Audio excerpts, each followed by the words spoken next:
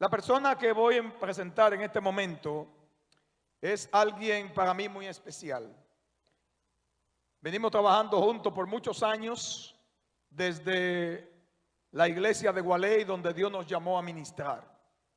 Es una persona que Dios le ha preparado, es una persona que le caracteriza grandemente la humildad, pero también es alguien que tiene gran pasión por la enseñanza, tiene gran pasión por los necesitados y es una mujer que el servicio le caracteriza.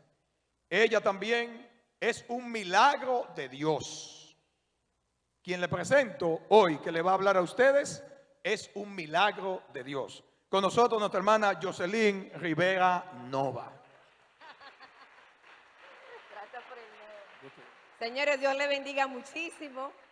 De verdad que es más que un privilegio y siempre, donde quiera que me toca enseñar la palabra, digo que es un privilegio muy, muy grande, porque cuando uno está aquí delante, tiene tanta responsabilidad de parte del Señor, porque definitivamente cada vez que vamos a enseñar, cada vez que vamos a exponer la palabra, lo más importante es que nosotros seamos real y efectivamente practicantes de lo que estamos enseñando. Entonces siempre es un reto, es un desafío, y en esta hora, en esta noche me ha tocado, yo creo que es la hora más difícil, la hora más dura. Ustedes ya cansados, con hambre no, pero con sueño, agotado, pero vamos a rogarle al Señor que nos dé un buen tiempo y vamos a aprovechar este tiempo al máximo. Me ha tocado un tema que para mí es bastante apasionado y que definitivamente es un tema que Dios ha puesto dentro de mi camino de manera muy persistente. Como decía Mauro, mi nombre es Jocelyn Rivera, formada bajo los pies de nuestro hermano Carrión, bajo los pies de nuestro hermano Marino, y gracias a Dios en esta oportunidad estoy congregándome en la iglesia de nuestro hermano José Manuel Tavares. Trabajo en Visión Mundial desde hace 25 años. Ha sido realmente un placer venir hoy, pude venir desde temprano y recibir tantos abrazos, recibir tantos saludos de gente que quiero, de gente que me quiere, de gente que oraron por mí cuando en el 2018 fui diagnosticada con cáncer de mama y estuve pasando ese valle de sombra de muerte, pero muchos de ustedes estuvieron orando y muchísimas gracias porque Dios ha escuchado sus oraciones y hoy estoy aquí en pies, en victoria por la misericordia del Señor. Muchísimas gracias, de verdad que sí. Me ha tocado hablar de un tema sumamente importante, me ha tocado hablar del tema liderazgo de servicio. Estamos viendo a lo largo de todas las exposiciones que hemos tenido en esta noche el tema de una iglesia saludable. ¿Cómo nosotros podemos tener una iglesia saludable? Lo primero, lo imprescindible es que para una iglesia, ser una iglesia saludable, primero tiene que tener un liderazgo saludable. No hay ningún tipo de posibilidad de que una iglesia sea saludable si sus líderes que están al frente y la están guiando no son saludables. Por eso vamos a estar hablando de liderazgo de servicio en esta noche. Y quisiera que estuviéramos definiendo la palabra servicio, porque alrededor de ella va a ser todo lo que vamos a ver en esta noche. Cuando hablamos de servicio, lo definimos como de la siguiente manera. Es la inversión de nuestros bienes y nuestra fuerza para promover activamente el bien de los demás y la causa de Dios en nuestro mundo. Cuando hablamos de servicio, estamos diciendo que es una inversión que hacemos, invertimos todos nuestros bienes, toda nuestra fuerza, todo nuestro talento, todo nuestro ministerio para trabajar a favor de ¿quién? ¿A favor de Jocelyn Rivera? No, no es a favor de usted, es a favor de los demás y por la causa de Dios en este mundo. Sumamente importante. Quisiera que en esta noche nosotros habláramos un poquito de qué tipo de liderazgo tenemos en la República Dominicana y de cuáles son las características que tienen la mayoría de nuestros líderes, tanto a nivel político como también a nivel empresarial. Cuando escuchamos esto de liderazgo, lo que primero pensamos es que el liderazgo implica una relación vertical de arriba hacia abajo, en la que se coloca arriba la figura del líder. La figura del líder es la que está en la cabecita de la pirámide. Sin embargo, ¿qué implicaciones tiene eso? Bueno, se cree que el líder es el poseedor de toda la verdad, de toda la autoridad, y que los que están debajo carecen de toda autoridad. La conclusión en este caso es que el líder es quien tiene siempre la razón. Eso es desde el punto de vista tradicional cuando hablamos de liderazgo. También se cree que el líder es el que tiene que provocar que las demás personas accionen, que las demás personas trabajen. Él tiene la capacidad de ¿qué? De perpetuarse en el poder. Día van, día vienen, y como yo soy el líder, yo soy el que tengo que perpetuarme en el poder. Hubo una pregunta que le hicieron al hermano Alfredo. ¿Y si nosotros seguimos multiplicando, y de momento se divide la iglesia? Me encantó la respuesta que dio el hermano Alfredo. La iglesia no es de usted. Usted no es el dueño de la iglesia. Y la iglesia tiene que seguir creciendo. Y necesitamos darle espacio a los demás. Y un verdadero líder siempre tiene la responsabilidad de crear otros líderes. Y déjenme decirle un secreto que ustedes saben. Tiene la responsabilidad de crear otros líderes que lo superen. Tiene que crear líderes que lo superen y que sean mejores que ustedes. Otra característica que tenemos desde la República Dominicana es que el líder es siempre el eje alrededor del cual gira todo. Él es el centro de atención. En él, de alguna manera, están centralizadas las principales decisiones y las principales acciones que se realizan en cualquiera de sus organizaciones. Otras características que también tiene el liderazgo de la República Dominicana es que definitivamente son autoritarios, además caudillos.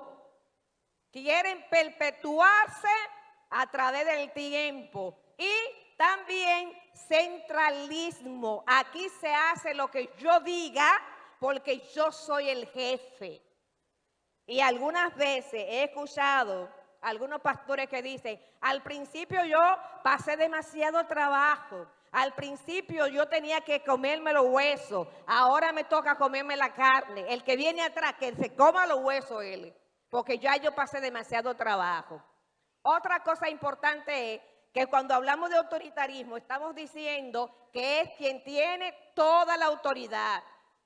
Y si nosotros hacemos una revisión de la historia dominicana y del liderazgo político de nuestro país, nos vamos a dar cuenta de lo siguiente. De 175 años que nosotros tenemos como república, 129 años han sido gobernados solamente por 9 personas.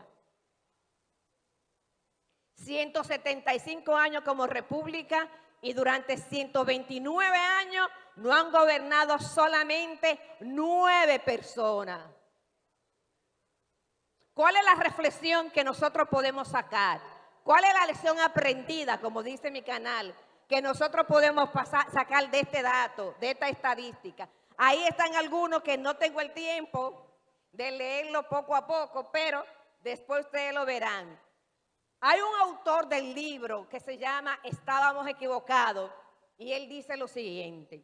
Él fue pastor durante 18 años y luego de tener 18 años pastoreando, empezó a sentirse mal, empezó a vivir una crisis existencial y empezó a pensar que no tenía sentido lo que él estaba haciendo, hasta que Dios lo confrontó y él descubrió que la manera como había conducido su iglesia durante esos 18 años no era la bíblica, no era la manera correcta. ¿Y qué dice él? Todo estaba relacionado con que crecieran los servicios de fin de semana. Durante esos 18 años, el mayor esfuerzo del pastor, el mayor esfuerzo de esa iglesia eran los cultos de los fines de semana, era el culto del domingo. Ese era su afán. ¿Y qué él hacía? Invertíamos la mayor parte de nuestro presupuesto, de nuestro tiempo, de nuestra energía en tener grandiosos servicios cada fin de semana. Esto es lo que motivaba el negocio. El evento, el entretenimiento del domingo era lo que realmente mantenía la iglesia. ¿Qué ellos querían? Queríamos muchos números, queríamos mucha gente, queríamos que fuera mucha gente a la iglesia, queríamos que ofrendaran mucho, queríamos definitivamente que también aceptaran a Jesucristo como Salvador y querían que de alguna manera tener las estadísticas mejores de la zona donde ellos vivían. Ellos decían que definitivamente lo que decía ahorita Carlos Pimentel con mucha razón, uno de los indicadores fundamentales que nosotros tenemos para medir si nuestra iglesia es saludable o no, es el tipo de discípulo que estamos produciendo, el tipo de discípulo que estamos generando. Si estamos generando personas que se comportan completamente igual a las no creyentes, ¿qué estamos haciendo? Entonces la pregunta ahora, y viendo esta afirmación de este pastor, ¿cuál es el mayor afán que tiene nuestra iglesia? ¿Cuál es el mayor afán que usted tiene como líder? Tener una iglesia grande, usted quiere que se salven las almas, usted quiere seguir sembrando iglesias. La pregunta es, ¿para qué? ¿Para qué? ¿Cuáles son sus intenciones? ¿Por qué usted quiere justamente que la iglesia siga creciendo, que haya mucha gente y tener muchísimos espectáculos, tener mucho entretenimiento? ¿Para qué usted quiere eso?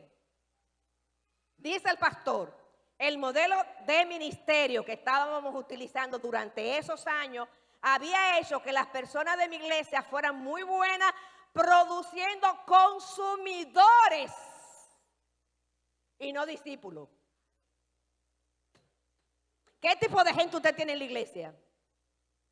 Decía Alfredo, una estadística que le dieron en la pregunta que le hicieron, que se ha determinado que en República Dominicana solamente el 7% de los miembros de la iglesia están dispuestos a evangelizar. ¿Qué pasa con el otro 93%? ¿En la iglesia tenemos discípulos o definitivamente lo que tenemos son consumidores? Son gente que van cada domingo a oír el mensaje que ellos quieren oír. Son gente que van cada domingo a oír decir que van a ser prosperados, que van a conquistar las naciones, que si siembran van a tener mucho dinero, que si siembran van a tener mucho prestigio, que van a tener de todo. O realmente son gente lavada por la sangre de Jesús y son discípulos de Jesús. ¿Qué tipo de gente estamos produciendo nosotros? ¿Qué tipo de gente está produciendo mi liderazgo? Porque quieras o no, la iglesia es el reflejo del líder. La iglesia es el reflejo del líder. Cuando este pastor tuvo este enfrentamiento de parte de Dios, Dios lo movió a que publicara en el periódico de más circulación de su país un artículo pidiendo perdón. De alguna manera, él entendía, Dios lo hizo sentir, que la forma en que él había conducido su liderazgo, la forma en la que él había conducido su ministerio, había sido ofensiva para su comunidad. Y él escribió esto, dice de la siguiente manera: seguimos tendencia cuando debíamos haber seguido a Jesús. La pregunta es, ¿qué estamos nosotros siguiendo? ¿Estamos siguiendo tendencia o real y efectivamente estamos siguiendo a Jesús? Le dijimos a otro cómo vivir, pero no le acusamos nosotros mismos. Predicar es fácil. Decirle al otro cómo vivir es facilísimo. Lo duro está en vivir lo que predicamos. Lo difícil está en que realmente nosotros seamos siervos del Señor. Es fácil predicar. Lo duro está en vivir lo que predicamos. Vivimos en una tierra de abundancia, sin negarnos nada a nosotros mismos, mientras ignorábamos a nuestro prójimo que no tenía nada.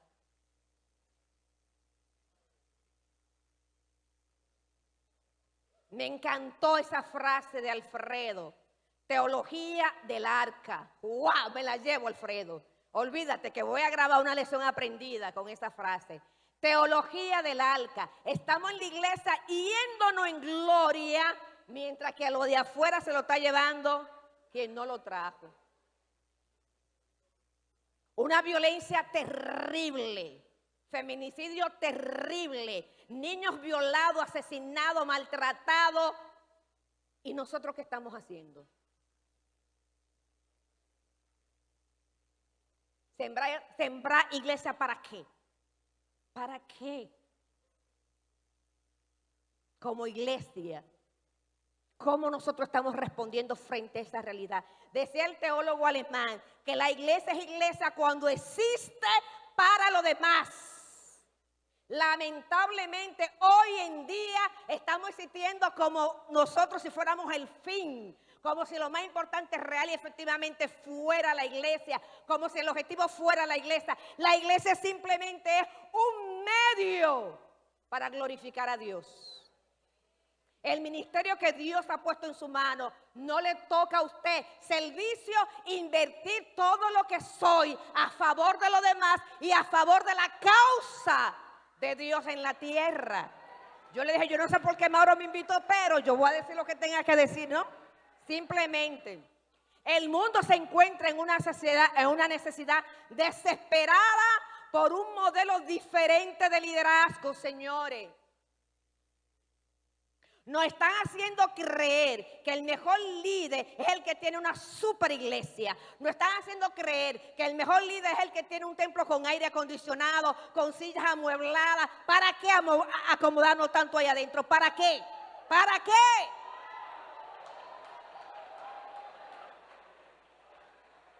Y el mundo perdiéndose y nosotros simplemente condenando y levantando la mano y acusando. Y no nos duele. Un modelo de liderazgo diferente. Los indicadores no son la cantidad de gente que se convirtió. Los indicadores no es la cantidad de dinero que la gente diezma. Ese no es el indicador de una iglesia saludable. No es ese. Ni es el indicador de un liderazgo saludable. Si nos podemos mirar el periódico, cada vez que nosotros vemos lo que está pasando, una mujer más, una mujer más, una mujer más, ya ni siquiera nos escandalizamos. Una niña de 4 años. Una de 16, una señora de 63 años. Margarita Cordero escribió el 29 de octubre un artículo interesantísimo. Hasta esa fecha habían asesinado en el año 19, 66 mujeres. Y el artículo dijo, ellas se llamaban. Ese era el título del artículo. Y en ese artículo ella puso la fotografía de todas y los nombres de todas, porque a veces simplemente son un número para nosotros. Pero son mujeres que dejan familia, son mujeres que dejan hijos huérfanos. Y nosotros indiferentes a la violencia. Y déjenme decirle que la violencia no solamente se está dando allá afuera.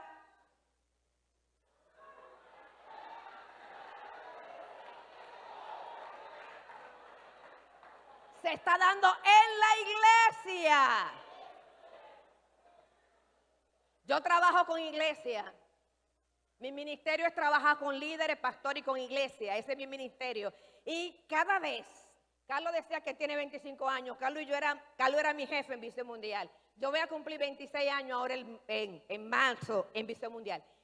Y hacemos encuestas. Cada vez, todos esos talleres de protección de niñez, todos esos talleres de relaciones armoniosas, hacemos encuestas antes de empezar el taller. Y la cantidad de niños y niñas y adultos violados en la iglesia también. Y nosotros nos estamos yendo en gloria. Y un dato sumamente interesantísimo, que lo repito donde quiera que voy. Mi hijo me dice, mami, tú siempre hablas de lo mismo, y es verdad. América Latina, déjenme darle una muy buena estadística. América Latina es el continente más cristiano del mundo entero. Gloria a Dios, alaben a Dios por eso. ¿Verdad que es un motivo de alabar a Dios? América Latina es el continente más evangélico, más cristiano, perdón, del mundo entero. Sin embargo, ¿ustedes saben qué? Es el continente más violento. Entonces yo no entiendo.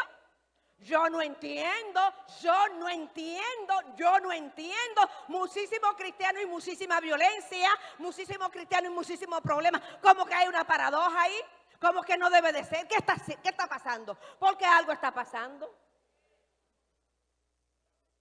En tiempo pasado, la Galo hizo una de sus encuestas y la iglesia evangélica quedó, yo me olvido de esto, la iglesia evangélica quedó como segundo lugar de ser la institución que goza de más confianza en el país. Primero no me acuerdo cuál fue, si fue la universidad, algo así. La prensa, bueno, la iglesia evangélica en el segundo lugar. La sociedad dominicana confía en la iglesia evangélica. Y también en otras investigaciones se determinó que la iglesia evangélica es la organización que más se reúne semanalmente. Y yo me pregunto, ¿para qué? Yo me pregunto, ¿para qué? Y yo me pregunto, ¿cuál es el contenido que tenemos las iglesias evangélicas? Porque dice un amigo mío teólogo, Víctor Rey, que uno de los problemas de la iglesia hoy en día es que está rascando donde no pica.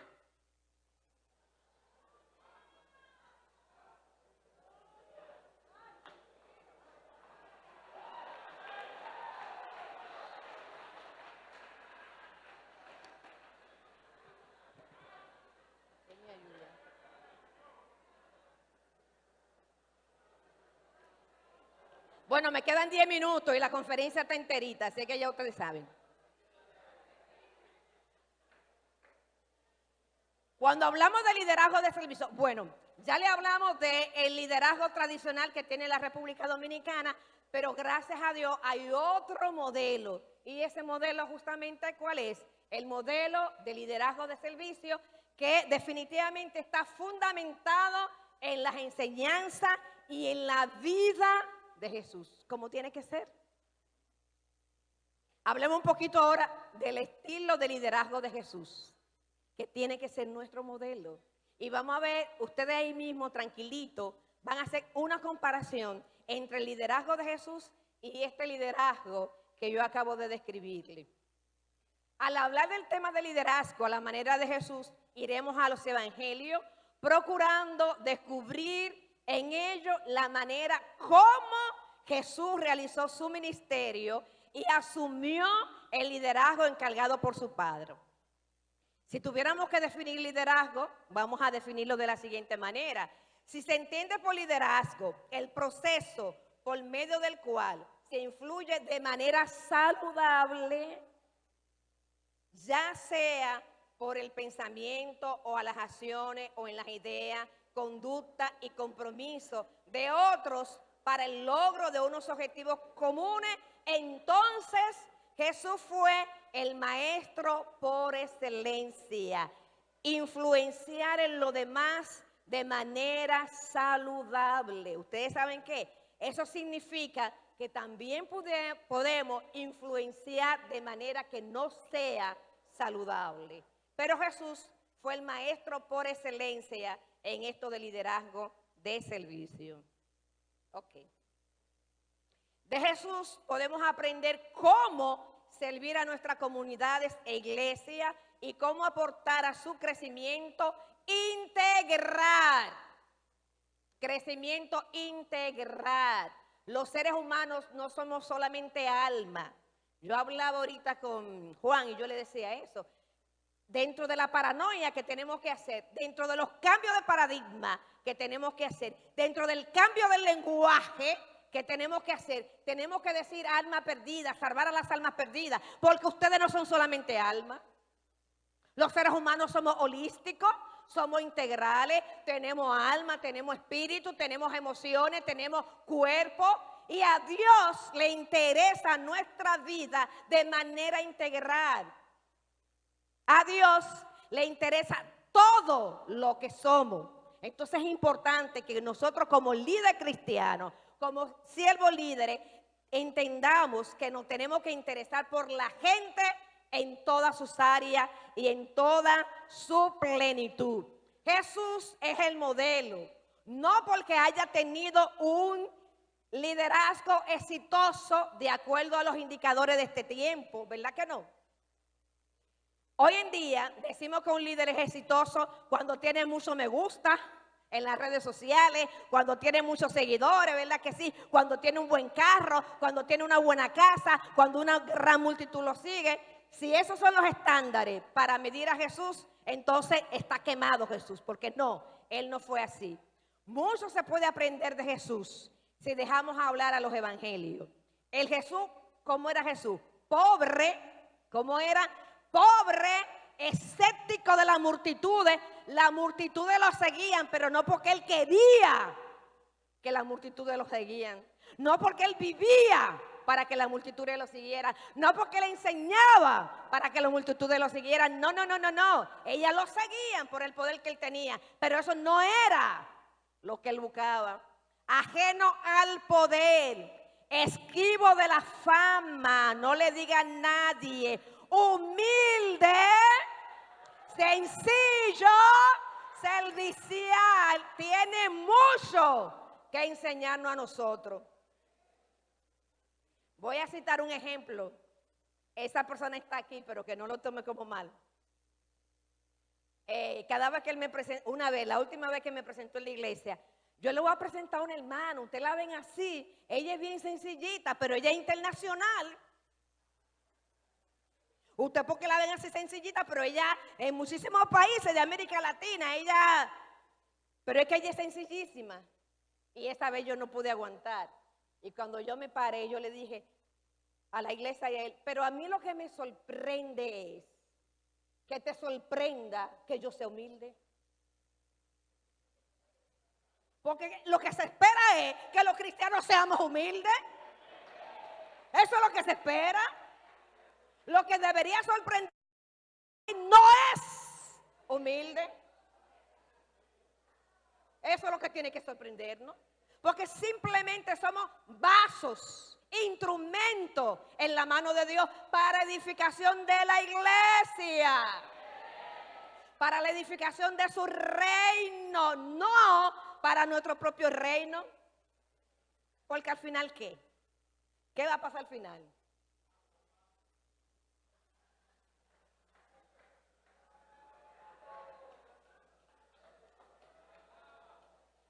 El que afirma que permanece en él debe de andar como él anduvo. Sencillo.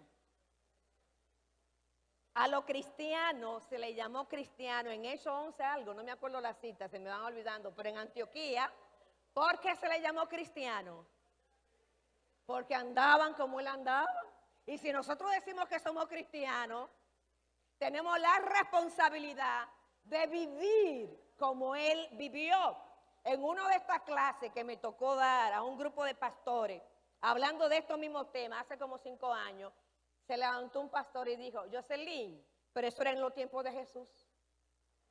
Así mismo me dijo ese verdugo. Jocelyn, eso era en los tiempos de Jesús.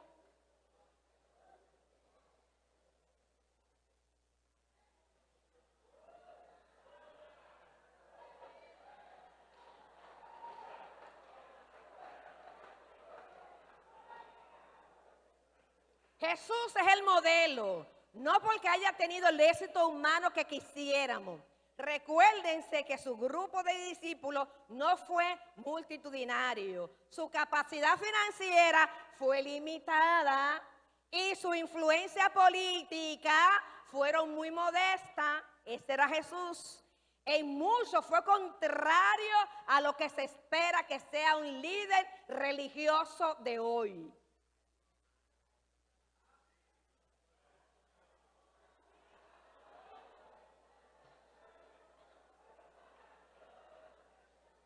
Lo que ocurrió en la sinagoga, en el capítulo 4 del libro de Lucas, es una señal de cómo sería el liderazgo de Jesús. Galilea, en el tiempo de Jesús, tenía alrededor de 3 millones de habitantes, mientras que Nazaret solamente tenía 20,000 habitantes. Galilea tenía 3 millones, Nazaret solamente tenía 20,000 habitantes. Y era una ciudad fronteriza y menospreciada por muchos. Eso es como decir que Jesús toma la decisión de iniciar su ministerio en Elías Piña. O que decide irse a Jimaní.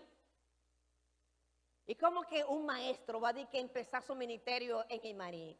Pero Jesús está como mal. Eso no puede ser. Con un maestro, con ese ministerio que va a desarrollar, que un pastor de esa preparación, que un pastor con esa capacidad de que lo van a mandar a pastorear para Guaricano. No, hombre, no. El obispo se está volviendo loco.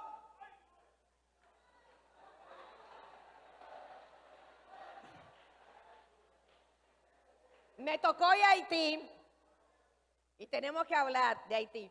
Me tocó ir a Haití a trabajar con un grupo de organizaciones y me tocó ir con un pastor de la iglesia episcopal. Y veníamos hablando por el camino. Él me dice, antes yo estaba pastoreando en La Romana, pero ya tengo algunos 3 años pastoreando aquí en Jimaní. Yo privo en periodista. Y le digo, wow, pastor, y este cambio tan drástico. ¿Y cómo usted se sintió de estar en una ciudad como La Romana? Ustedes saben que el este es poderoso. Ahí a una ciudad fronteriza como Jimaní, que a veces no ni siquiera encuentra agua, que me perdonen mis amigos de Jimaní. Y la respuesta que me dio ese pastor episcopal, a mí me dio una galleta sin mano, me dejó en shock. Ese pastor me dijo, Jocelyn, donde quiera que haya agua y gente, yo voy. Donde quiera que haya agua y gente, yo voy. ¡Wow! Dios mío. Un verdadero llamado. Un verdadero llamado, y está dispuesto a pagar el precio de ese llamado.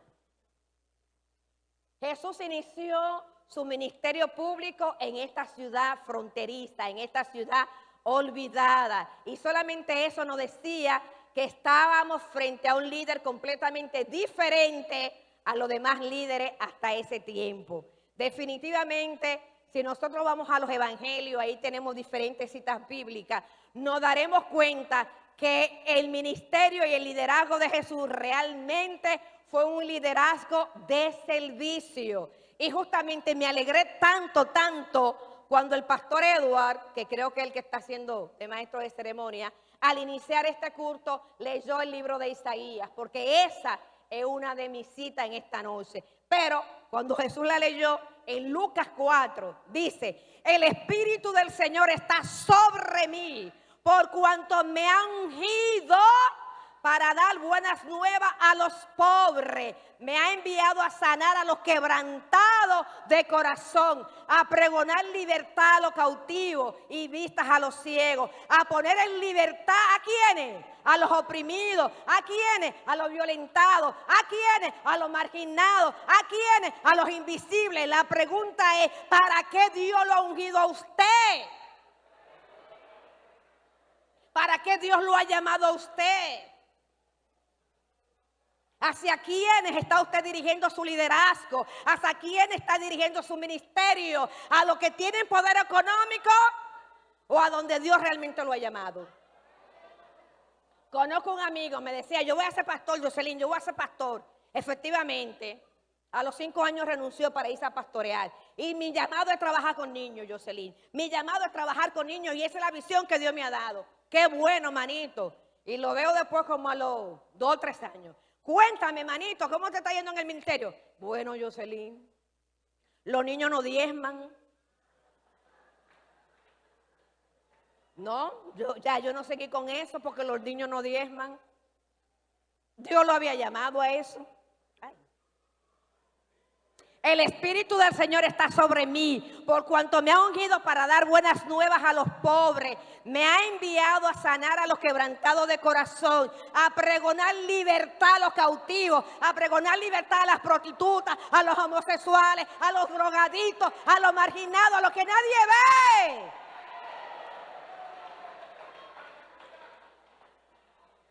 A dar vistas a los ciegos, a poner en libertad a los oprimidos, a predicar el año agradable del Señor. En ese texto Jesús habla de la pluralidad de su misión y de su liderazgo integral. Jesús no solamente está interesado en el alma de la gente, no solamente. Él está interesado en la gente completa, en todo lo que somos. A los pobres les ha anunciado las buenas nuevas, a los cautivos les proclamaría la libertad, a los ciegos les devolvería la vista, a los oprimidos los pondría en libertad y a todos sin excepción le iba a pregonar el año agradable del Señor, a todos. No es a los que yo creo, no es a los que me caen bien, no es a los que me pueden dar, es a todos que dice la palabra. Por ser su ministerio, no dejaría de atender ninguna de las necesidades de la gente. Olvidémonos nada más solamente de salvar el alma a la gente. Qué bueno que con la organización de Escalo están trabajando en todas esas maneras, que están trabajando en el tema financiero, están trabajando en diferentes temas. La iglesia, usted tiene que ser un líder de tal manera que su iglesia sea un paraíso en medio de esa comunidad. Que la iglesia sea una representación de lo que Dios quiere que pase en el mundo. ¿Cómo es posible que en su comunidad haya muchísimas niñas embarazadas? ¿Cómo es posible que en su comunidad haya muchísima violencia en contra de los niños? ¿Cómo es posible que en su comunidad haya muchísimos hombres golpeando a las mujeres? Y usted es indiferente a eso. Yéndose en gloria, en su teología del arca. Lo lamento. Yo lo lamento, simplemente. Hoy más que nunca necesitamos un modelo de liderazgo que sea coherente y testifique en la práctica lo que significa servirle a un mundo de manera integral y no solamente que tome en cuenta salvar almas y sembrar iglesia. Sigan predicando, sigan proclamando el evangelio, sigan haciendo iglesia, pero también sigan haciendo incidencia en su comunidad. Vean todas las estructuras que hay, chequen todas las que tienen que ver con la defensoría de los niños, vayan a la junta de vecinos, vayan a las escuelas, vayan a los espacios, introdúzcanse, porque si la sal se deja en un salero al lado de la carne se pudre. La sal tiene que ser echada en la carne y ustedes aislados del mundo no van a hacer lo que tienen que hacer. Y la gente muriéndose. La gente, ustedes saben lo que necesita la gente. ¿Qué tiempo me queda? ¿Ya? Ok. Ustedes saben lo que necesita la gente. Amor. Eso es lo que la gente necesita. Cuando nosotros amamos, buscamos la solución de los problemas, acompañamos a la gente, transformando el mundo. Y definitivamente sí, la iglesia local es la esperanza del mundo. Definitivamente la iglesia tiene la responsabilidad de producir discípulos que sean honestos. Donde quiera que estén, que sean honestos, señores. No es suficiente con hacer marcha. No es suficiente con volvandear las redes, eso no es suficiente.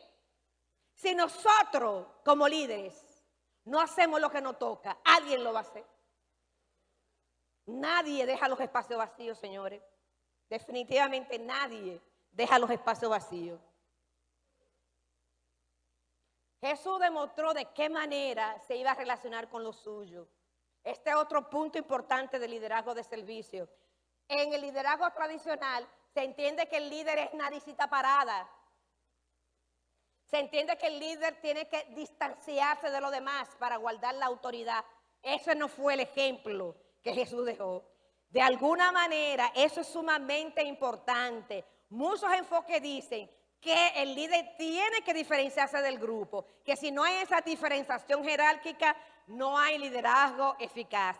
Sin embargo, si se piensa de este modo, no estamos pensando ni viviendo el liderazgo de la manera en que Jesús lo hizo. El liderazgo tiene que ser contextualizado. No podemos liderar como si estuviéramos liderando en el siglo XX. Qué bueno que la Iglesia de Dios se está poniendo al día con la tecnología, pero nosotros tenemos que acercarnos a la gente. El evangelio se vive cerca de la comunidad. El evangelio se vive cerca de la gente. El evangelio se vive acompañando a la gente. El evangelio se vive siendo nosotros modelo de lo que queremos ver en la gente, no siendo indiferente al dolor ajeno, señores. Qué bueno tener 100,000, qué bueno, ojalá que se convierta en 1,000,000, pero ¿para qué? ¿Qué tipo de cristiano y qué tipo de discípulo estamos generando que no estamos cambiando esta sociedad? Ah, que somos 1,000,000. ¿Para qué? ¿Para vender el voto?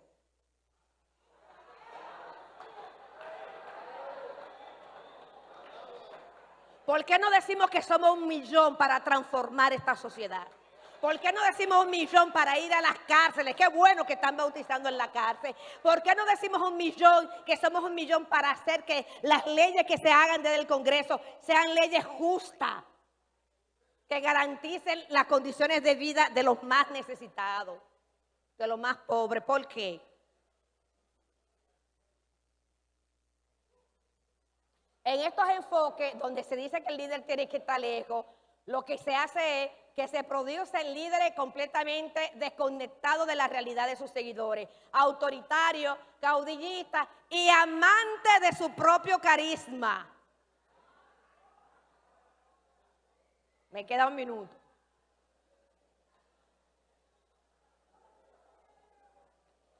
En el caso de Jesús fue completamente diferente. En el caso de Jesús, justamente en el libro de Lucas capítulo 4, nos daremos cuenta que Jesús es el ungido que había sido investido con todo poder para anunciar las buenas nuevas al pueblo. Pero al mismo tiempo,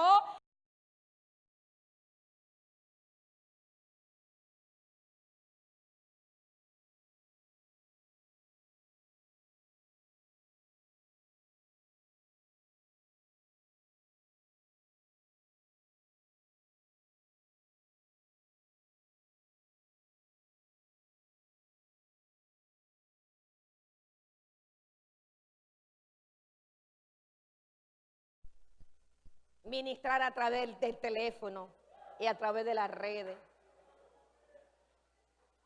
Bueno, yo no tengo tiempo para seguir.